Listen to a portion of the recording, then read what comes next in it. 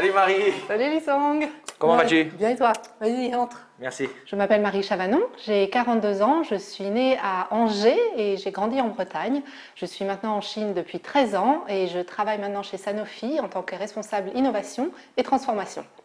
Les châteaux de la Loire ou les villages d'eau du Zhejiang? Alors, les châteaux de la Loire, je les ai beaucoup faits dans mon enfance. J'aime beaucoup Chambord, mais c'est vrai que j'aime beaucoup les villages d'eau du Zhejiang. Notamment, je recommande Zhouzhuang, qui est pas très loin. Si je devais choisir, je pense que j'irais quand même pour les villages d'eau du Zhejiang. Une pièce de théâtre française ou les ombres chinoises? J'ai fait beaucoup de théâtre depuis que je suis adolescente et je fais partie de la troupe de théâtre francophone à Shanghai. Donc le théâtre, j'aime beaucoup et je pense que je continuerai toujours à en faire. Les ombres chinoises, maintenant qu'on en parle, je me rappelle que j'aimais jouer avec quand j'étais enfant. Et c'est vrai que ça a un côté mystérieux, ça a un côté, on ne sait pas trop ce qui est derrière et c'est un peu comme la Chine en fait. Les habitats troglodytes d'Anjou ou ceux de la province Shanxi? Les habitats troglodytes d'Anjou, quand on grandit en Anjou, c'est aussi la sortie scolaire traditionnelle et c'est assez impressionnant. Et j'ai été très surprise quand je suis arrivée en Chine et que j'ai découvert qu'en effet dans le Shanxi, il y a aussi des maisons troglodytes. Donc je recommande à toute personne qui n'y est jamais allée, qui n'a jamais vu de maison troglodyte, allez-y. Le cidre ou la liqueur d'osmanthus, Guihua Jiu? La liqueur d'osmanthus, j'ai découvert ça à Shanghai. C'est parfumé, ça a l'odeur de l'osmanthus qui parfume l'intégralité de la ville de Shanghai au printemps et à l'automne. Et c'est absolument délicieux. Tiens, pour continuer notre discussion, je te propose qu'on fasse un petit tour du quartier parce que tu vas voir, ça a beaucoup changé. D'accord, très bien. Ok. Tiens, puisqu'on y passe, je te montre, c'est ici que j'ai emménagé quand je suis arrivée à Shanghai.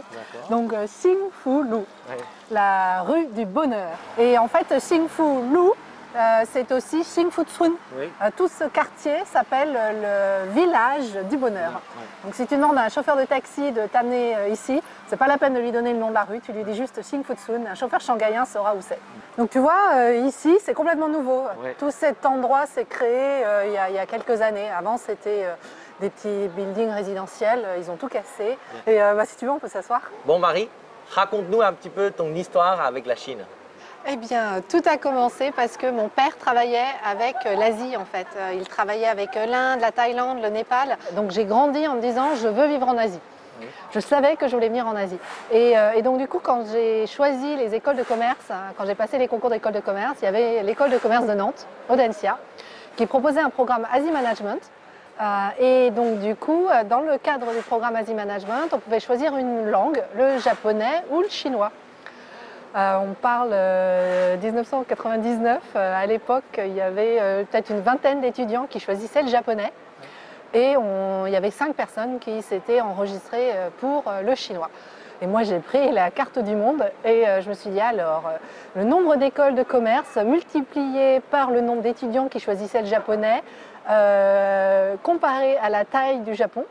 Et j'ai comparé avec la Chine. Je me suis dit, bon, la Chine, il me semble que ça va être moins compétitif. Donc j'ai commencé à apprendre le chinois et je suis tombée amoureuse dès mes premiers cours de chinois. En parlant de l'apprentissage de la langue chinoise, je voulais savoir quelle est ton expression chinoise favorite? Sehai wei jia. Alors, les 4 océans deviennent la maison. Oui. Donc l'image qui est derrière, c'est en fait, qu'est-ce que ça veut dire? Ça veut dire qu'une personne est capable de construire sa maison et de faire de n'importe quel endroit sur cette planète sa maison. Un livre sur la Chine que tu recommandes?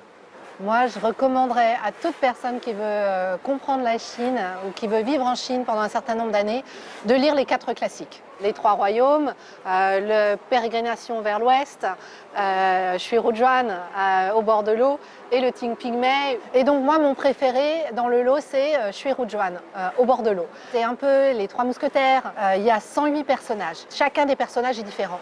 Et donc du coup, quand on le lit, on découvre des caractères chinois, des personnes différentes. Et pourquoi je le trouve important, même aujourd'hui, même si c'est un livre qui date de très très longtemps, mais en fait, même aujourd'hui, dans les expressions populaires chinoises, c'est beaucoup utilisé. Il y a plein d'expressions du quotidien qui font référence à Shui-Rujuan.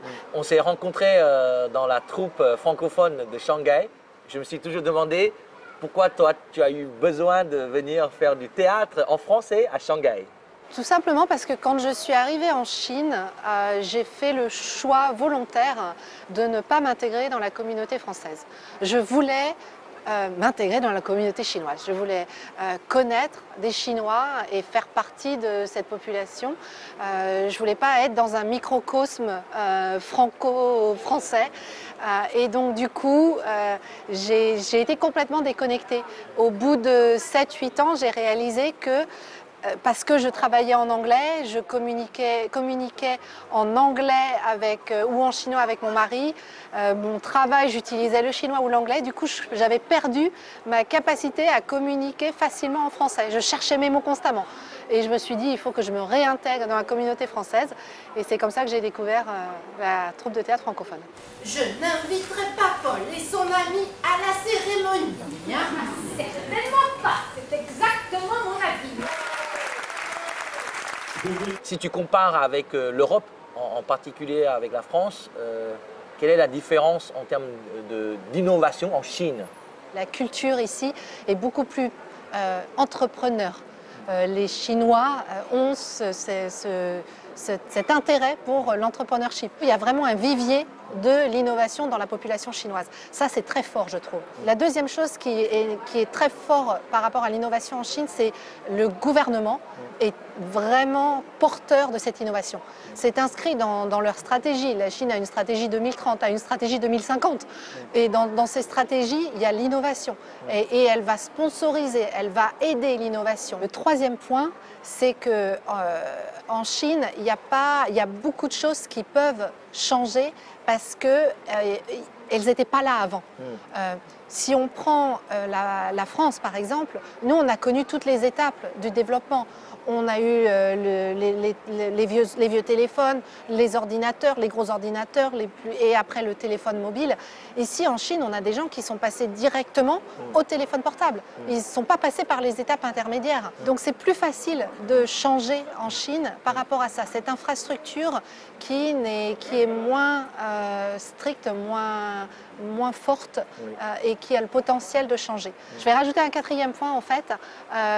Il y a aussi le cash, la disponibilité de cash en Chine qui est très importante.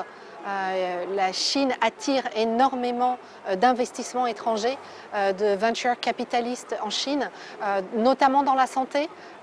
Et donc du coup, il y a cet investissement qui est disponible, ce cash qui est là et qui aide énormément à promouvoir et à subventionner un grand nombre de startups.